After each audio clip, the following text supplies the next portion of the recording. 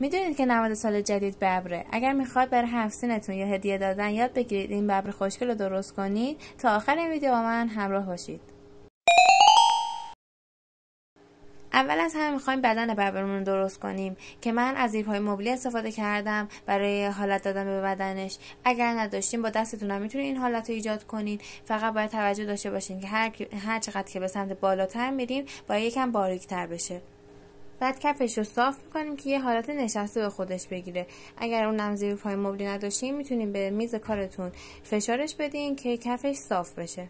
حالا یکم خمیر سفید برمیداریم برای وسط شکمش که اونم به حالت اشکی در میاریم و پهنش میکنیم و بعد روی بدن عروسکمون فیکسش میکنیم که حالا این کارو میتونیم با همین زیرپای مبلی انجام بدین یا با دستتون یکم بهش فشار بیارین که کاملا به بدن عروسکتون بچسبه. اگر شما این کارو دارین با خمیرای هوا خشک انجام میدید، هر قطعه‌ای که درست میکنین رو باید یکم بهش چسب بزنین و روی کار بچسبونینش. اگر که هوا خشکه باید چسب چوب بزنین. اگر فیما هستش نیازی به این کار نیستش. برای پاهای ببر هم 2 تا قسمت مساوی خمیر رو برمیداریم و اینو حالت اشک در میاریم. کلا بدن این مدل عروسک ها با اشک درست میشه، فقط برای قسمت پاهاش باید اشکش یکم توپل‌تر باشه. با یه کاتر کنارهای پاشو برش میزنیم و به بدن ببریمون میچسبونیم. حتما موقع اتصال چسب بزنید که بعد از اینکه خوش شد کنده نشه. یه خلال دندون یا سیم رو داخل بدن عروسک میکنیم که وقتی که میخوایم سر رو روی بدن قرار بدیم خوب فیکس بشه و سر از بدن جدا نشه. برای این مورد هم میتونید یکم به خلال دندون چسب چوب بزنید که تکون نخوره. حالا وقت ساخت کله مبارک آقا ببریمونه که شما میتونید حالتهای مختلفی رو ایجاد کنید و درست کنید و خلاقیت به خرج بدید که من اینجا قسمت بالای سر رو تیز کردم و یه جور حالت مثلثی طور بهش دادم.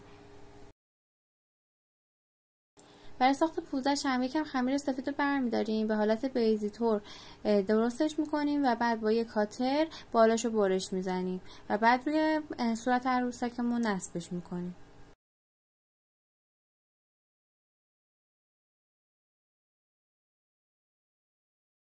با ابزار روی صورتش یه خط ایجاد میکنیم و بعد با خلال دندون یا اون ابزارهایی که قبلا بهتون یاد داده بودم میتونید روی صورتش رو سوراخ کنید.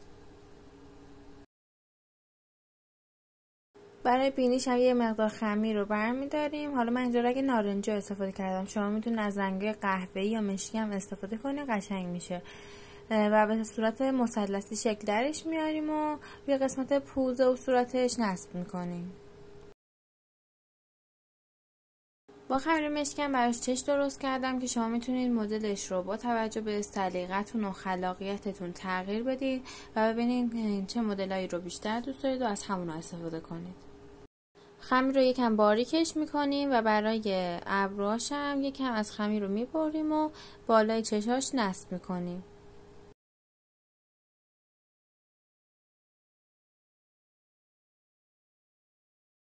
برای دست ها هم مدل اشکی رو درست کنیم، فقط این دفعه باید باریکتر باشه چون که از بدنش تا پایین پاش میخواد این مدل بیاد و باید یکم باریکتر کشیده تر باشه.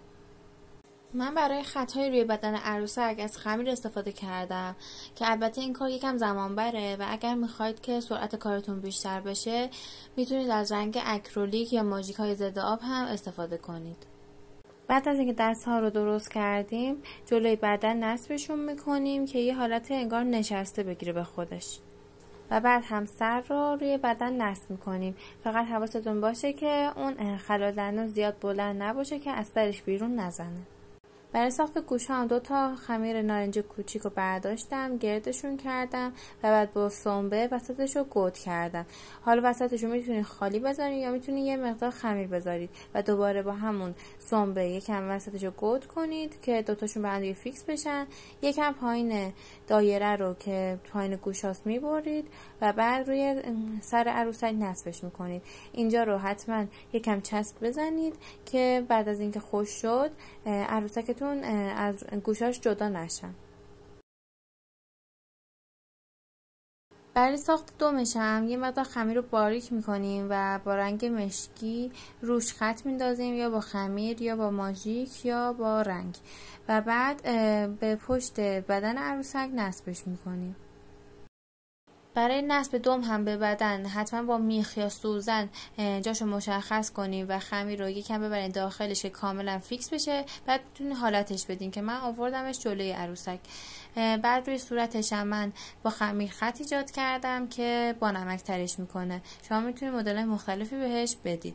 این ببر خوشگلمون رو میتونید برای ظرفای 7 سین، سرمدادی و جاسویچی درست کنید و به بچه‌ها هدیه بدین که حتما ازش خوششون میاد.